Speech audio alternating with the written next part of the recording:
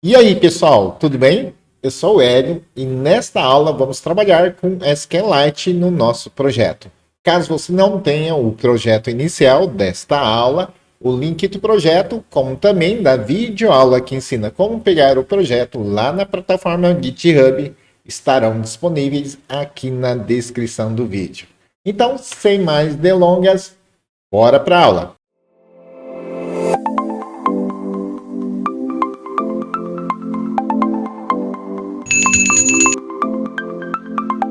Bora começar então, pessoal? Aqui no nosso projeto do curso, nós já temos várias coisas definidas, como por exemplo, o nosso widget lista de contatos que está sendo exibido aqui. Só que, ao invés de buscar dados de um banco de dados, nós simplesmente estamos utilizando uma lista de map definida aqui na própria classe. Só que esta parte do widget nós fizemos passo a passo com explicações detalhadas. Então, esta parte aqui, a missão está cumprida, beleza?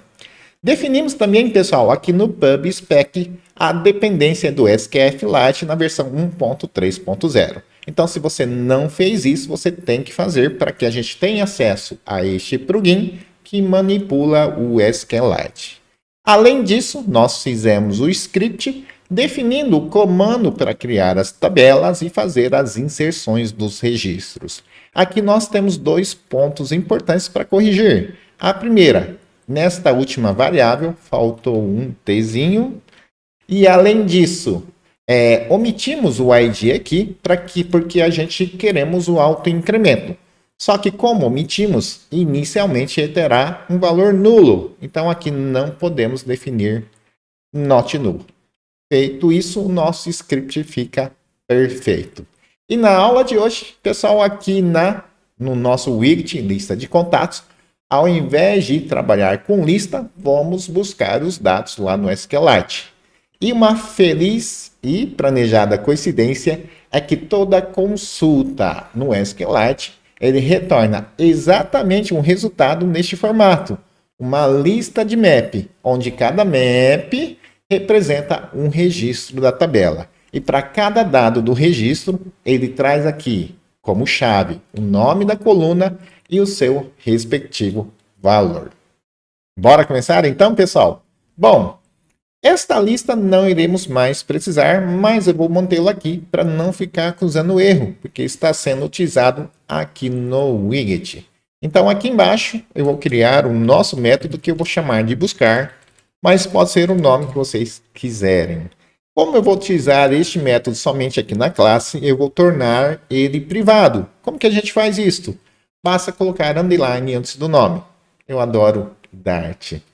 Se este método busca dados, logicamente ele tem retorno. Qual seria o tipo do retorno? Como eu disse para vocês, toda consulta no SQLite, ele retorna uma lista de map.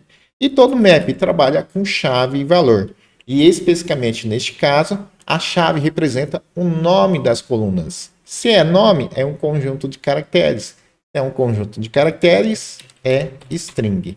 E o valor vai depender conforme o tipo de cada coluna. Então, eu coloco aqui dinâmico. E para trabalhar com SQLite aqui dentro, vamos utilizar o plugin SQFlite. E praticamente tudo no SQFlite é assíncrono. O que isso tem a ver? É que na programação assíncrona, os dados não são retornados de imediato. E aqui no Dart, para representar os dados que estão por vir, nós utilizamos a classe Future. É confuso? Não, pessoal, é só entender o que é cada coisa. Então, no final das contas, o nosso método buscar vai retornar futuramente uma lista de contatos. Tecnicamente falando, ele vai retornar de forma assíncrona uma lista de map, onde vai ter o nome da coluna e o seu respectivo valor. E aqui, pessoal, para buscar os dados, primeiro eu preciso saber onde estão os dados. Então, vou criar uma variável chamada de path, mas pode ser o nome que vocês quiserem, que represente o caminho do banco de dados, que é formado basicamente por duas partes. O local onde está o banco de dados, mais o nome do banco de dados. O problema é que cada plataforma possui particularidades para representar este caminho. Então aqui, ao invés de eu ficar me estressando como cada plataforma funciona, eu vou adicionar mais um plugin que faça isso por mim. Que no caso é o PEF. Eu vou deixar sem versão mesmo, aí na medida que eu salvo, ele já baixa a última versão disponível. Agora sim, aqui pessoal, nós temos acesso à função Join, que faz parte justamente do plugin PEF. O que esse cara faz?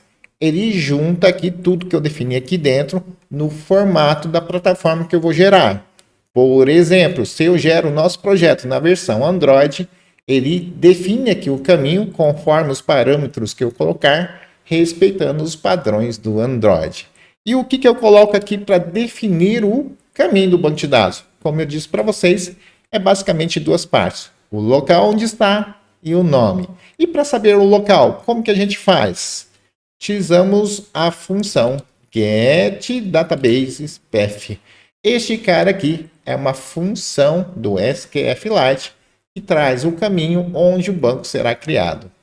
Além desse cara, nós definimos um nome. Como vai ser o nome do nosso banco? Vou pôr banco aqui. Ó. Criativo o nome, né? O problema aqui, pessoal, é que este cara, como eu disse para vocês, praticamente tudo no SQLite é assíncrono.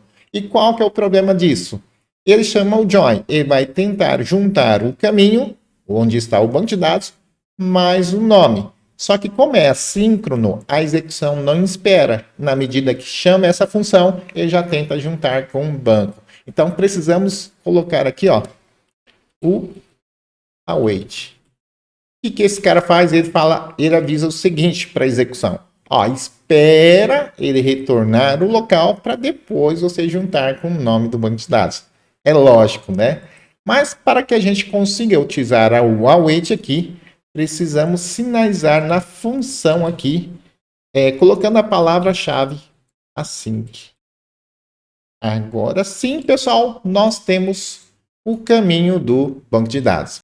E agora que nós definimos o caminho, nós podemos abrir o banco de dados. Para isso, eu vou criar uma variável do tipo database e chamar de DB, mas pode ser o nome que vocês quiserem. Na atribuição, eu chamo a função OpenDatabase do SQLite. Essa função, como o próprio nome diz, ele abre o banco de dados. E para isso, logicamente, ele precisa saber onde está o banco de dados. Por isso que passamos como parâmetro o PEF, o cara que tem o caminho do banco de dados.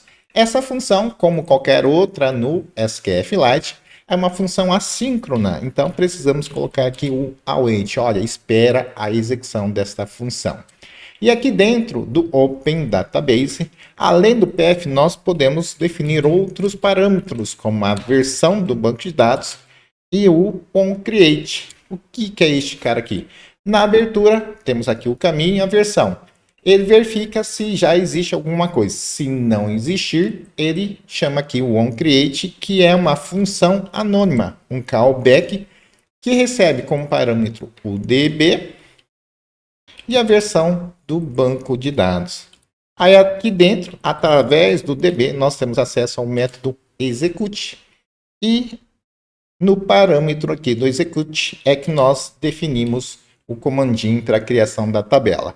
Só que ao invés de colocar aqui o comando para criar a tabela, nós já temos aqui o script, onde temos a variável que tem o comando para criar a tabela. Então, colocamos aqui a nossa variável, create table, e assim ele já vai criar a tabela.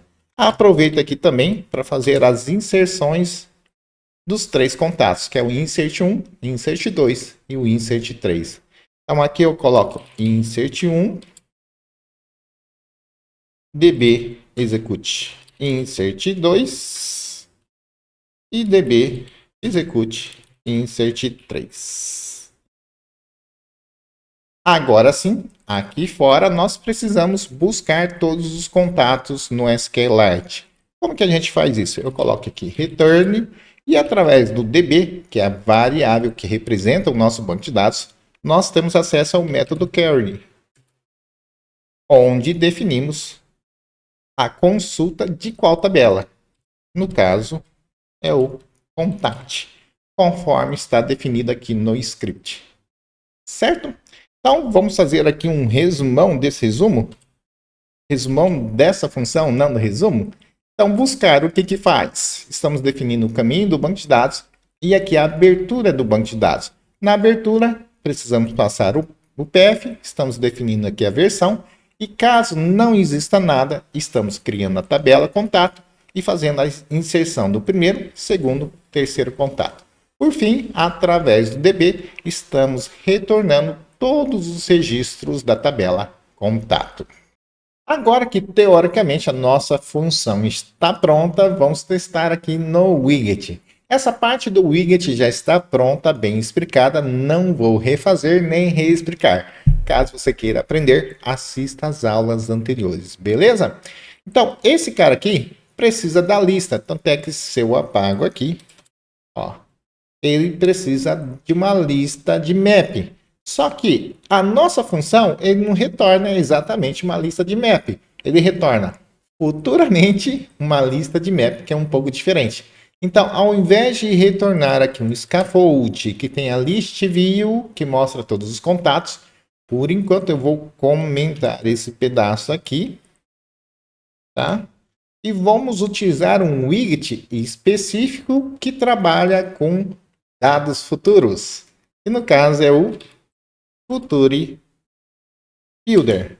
Bem sugestivo o nome, né? Ponto, vírgula. E aqui, dentro do Future Builder, nós temos duas propriedades importantes. A primeira é o Future. Ou seja, quais são os dados futuros? No caso, é o buscar.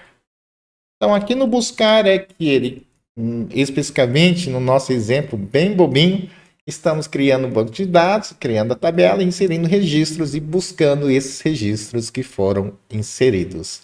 Feito isso, aqui não é ponto vírgula, mas somente vírgula. Aí depois que ele busca os dados, o que você quer que seja construído? Aqui precisamos definir uma função anônima, um callback, que recebe como parâmetro o contexto e os dados futuros. Aí dentro desse método, vamos fazer primeiramente uma validação.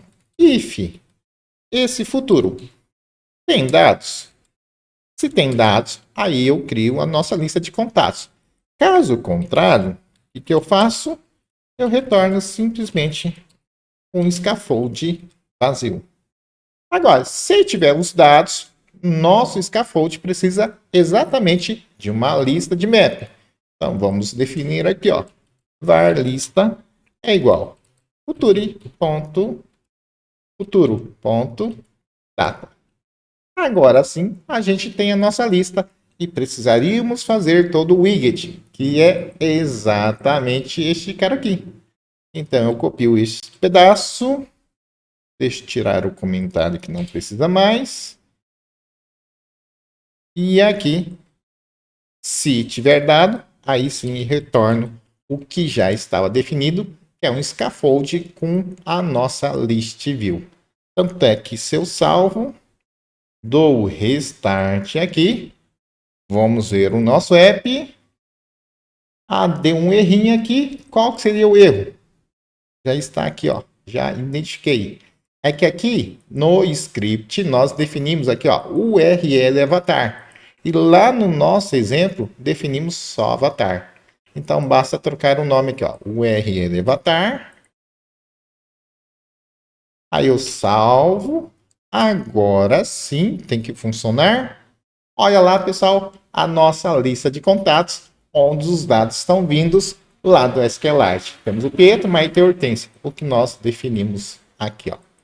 Pietro, Maite e Hortência. Bom, pessoal, agora a nossa lista de contatos está funcionando com SQLite bonitinho.